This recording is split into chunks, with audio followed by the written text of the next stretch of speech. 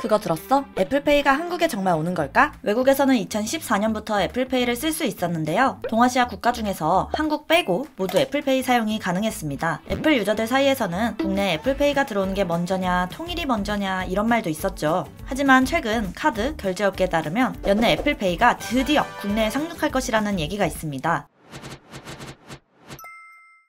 지난달 초에는 애플페이와 현대카드의 1년 독점 계약설이 돌았고요. 최근 업데이트된 아이폰 OS 월렛 서비스에는 애플페이 시작하기 메뉴가 생겼죠. 그리고 애플코리아 홈페이지에는 마치 한국 상륙을 암시라도 하는 듯 이용 약관에 애플페이 청구 관련 문구가 추가되기도 했어요. 발빠른 애플 유저들은 이미 우회적으로 애플페이를 사용하고 있습니다. 가장 대표적인 방법으로 해외 금융기관을 통해 카드를 발급받은 후 카드를 애플페이에 등록해 사용할 수 있는데요. 이후 해당 카드와 연결된 해외 계좌에 해외 송금으로 돈을 충전하면서 사용하는 거죠. 물론 한정된 가맹점 내에서요. 이런 식으로 카드를 발급받을 수 있는 금융기관은 젤프, 젠, N26, 와이즈, 비비드 이렇게가 대표적입니다. 대부분 인터넷 은행 플랫폼들이고요. 아니 이렇게 유저들이 우회적인 방법을 찾고 공유까지 하는데 왜 애플페이는 한국에 안 들어오는, 아니 못 들어오는 걸까요? 가장 큰 이유는 애플페이의 작동 방식 때문입니다. 애플페이는 근거리 무선 통신 기술인 NFC 방식을 채택하고 있는데요. 이는 특정 대역의 주파수를 사용해 10cm 정도의 거리에서 데이터를 주고받는 기술을 말합니다. 하지만 한국의 대부분의 가맹점들은 긁거나 꽂는 방식으로 결제를 하고 있죠. NFC 단말기의 보급률은 전국의 10% 정도밖에 되지 않습니다. 아니 그럼 설치하면 되지 않느냐고요? NFC 단말기는 설치 비용도 만만치 않습니다. 설상가상 애플이 이전에 다른 카드사들과 한국 진출을 논의할 때에도 NFC 결제 인프라 구축 비용을 카드사에게 전부 부담하고자 했다는 말까지 있었죠. 이런 요구를 들어준다면 당장의 손실만 몇천억은 될 텐데 1차적으로 비용 문제가 그동안 협업이 안 된 원인이었죠. 두 번째는 수수료 부담 때문입니다. 애플페이와 제휴하게 되면 카드사는 두 가지 수수료를 내야 하는데요. 첫 번째는 애플페이로 결제 시 애플에게 내는 수수료가 있습니다. 외국의 사례로 보아 한국에서도 최대 0.15% 이상의 수수료를 내야 할 것으로 추정되고 있습니다. 삼성페이는 삼성페이를 통해 발생하는 거래에 대해 카드사들로부터 수수료를 받지 않기 때문에 기존에 안 내고 있던 이런 수수료를 내려고 하니 얼마나 아깝겠어요. 여기에 또 있습니다. 애플페이의 결제 방식인 NFC를 이용하려면 이 기술을 사용하는 것에 대한 비용을 또 지불해야 되는데요. EMVCO라는 곳에서 결제 건당 약 1% 정도의 수수료를 요구하기 때문입니다. EMVCO가 대체 뭐냐고요? 외국에서 많이 쓰이는 NFC 결제의 국제 표준 기술을 가지고 있는 회사입니다.